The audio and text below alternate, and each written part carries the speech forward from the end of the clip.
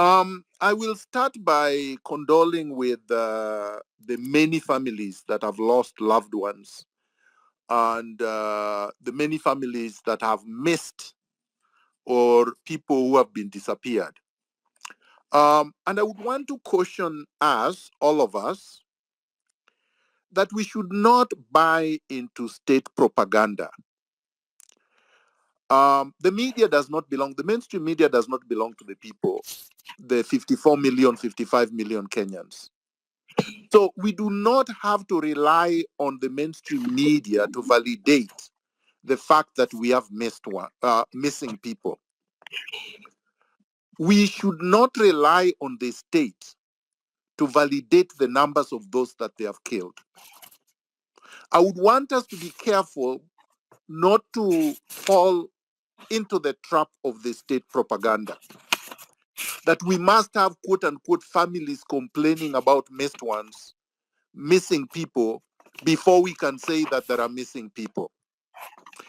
We have to appreciate that there are a lot of families that are not closely knit.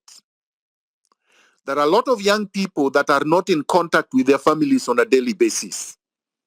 There are a lot of young people that came from rural areas and are trying to struggle in the cities or urban centers, and their parents or their relatives do not necessarily have phones to reach them. And you cannot reach a dead person. You cannot reach a disappeared person. You cannot reach an abducted person. You cannot reach a person who is decomposing in a swamp, or people who may have been cremated. So let's not be so quick to dismiss information or leads that we receive from sources. Because when you are in war, the state will try to diminish the number of people they have killed, the number of people they have abducted. They will try to distort and provide misinformation. If we are so quick to attack one another when we are sharing information and are so quick to fortify the propaganda by the state, then we have lost it. Then we are not part of the revolution.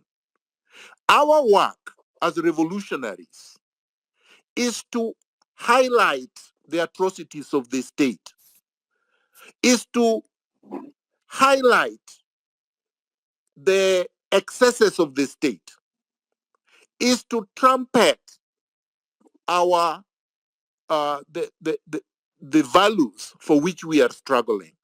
It's not to minimize our voices. It's not to fight one another. Number two, I want us to be careful of ownership of this movement or revolution. The revolution does not belong to anyone. It does not belong to any generation. It does not belong to any gender. It does not belong to any tribe. It does not belong to any party. It does not belong to any age group or group of friends. The struggle that Kenyans have been involved in against imperialism, against these puppets propped up by their controllers abroad, the IMF, the World Bank, the CIA, whatever, is a collective exercise. It's a collective movement. It's a collective revolution. If the Gen Zs and the millennials were the only ones on the street, they would not be able to succeed. We must support one another. We must make this a completely holistic and organic revolution. It must involve all age groups. In as much as the majority of the population are Gen Zs and the millennials are the ones that are mainly on the street, we cannot keep away. We cannot keep away because we are in Mombasa, we are in Kisumu, we are in New York, we are wherever. We have to remember that during the South African revolution against apartheid, during the movement against apartheid, most of the fighters were trained in Tanzania. They were not trained in South Africa. Their leaders were in London. They were not in Johannesburg. And so were all revolutionaries around the world. Lenin did not start his revolution to Russia from Russia. Marx never lived in Russia. Che Guevara was not a Cuban.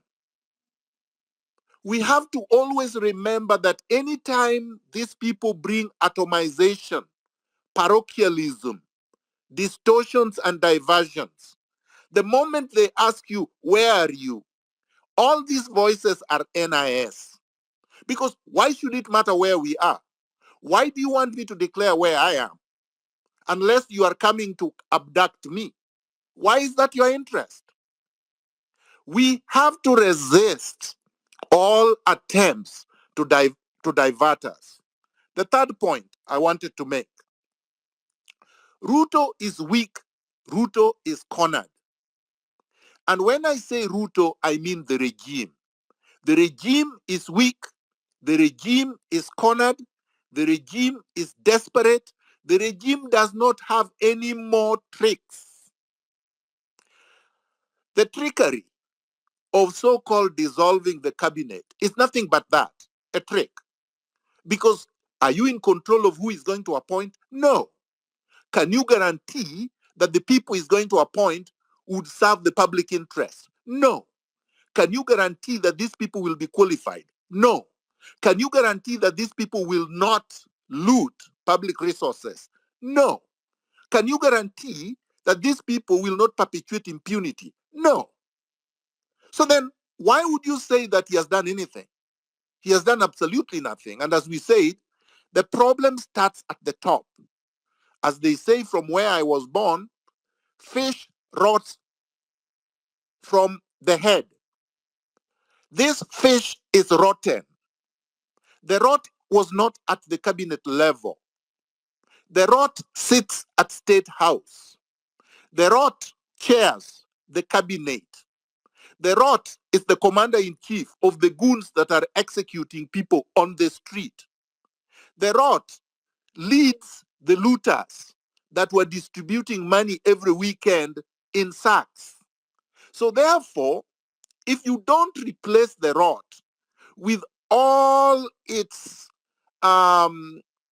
miasma, whatever it is that you want to call it, it will regroup. It will grow again. And it will perpetuate a more vicious system of elimination, system of abduction, system of looting than the previous one. We cannot let Ruto escape now. As Buka correctly said, any attempt at dialogue, any attempt to blunt our attacks on the regime, any attempt to divert us, like ODM and the rest have been doing, is counter-revolutionary. It's an attempt to subvert, to sabotage the revolution. It's to try to abort it, like they have always done. This is what they did in 1969. This is what they did in 1992 when the Section 2A was repealed. This is what they did in 2002 after the defeat of Kibaki during the referendum. This is what they did in 2007 when we pinned Kibaki to the ground. This is what they did in 2017, 2018 when the NRM pinned Uhuru and Ruto to the ground. Raila came from behind and he had a handshake and he subverted everything. And this is what they're doing now. Without this historical context, you're doing absolutely nothing. We must understand this in its correct historical context. These people belong to one club. They belong to one class.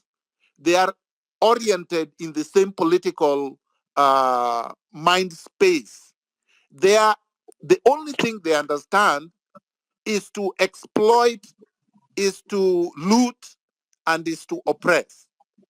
So what we need Miguna, to do, I was requesting if I could just, I'm leaving in 10 minutes. I had lost the mic.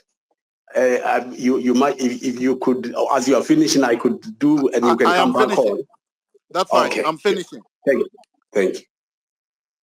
The scaremongering that there will be a vacuum if Ruto resigns with Gachagua, and that the military will take over is nothing but scaremongering.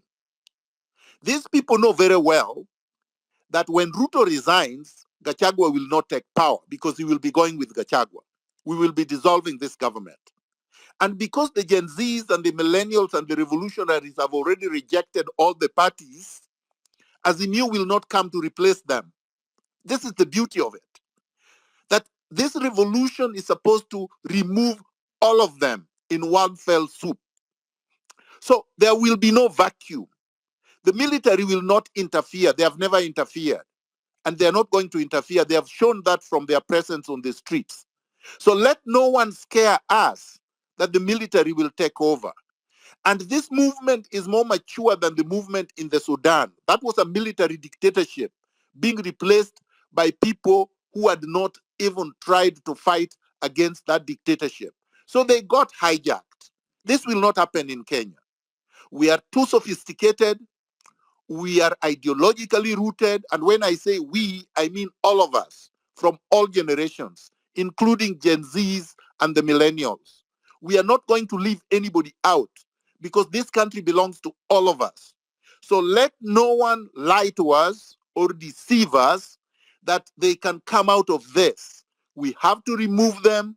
Let's make Tuesday the 16th huge until they will just take the helicopters or wherever to wherever they are going. Thank you.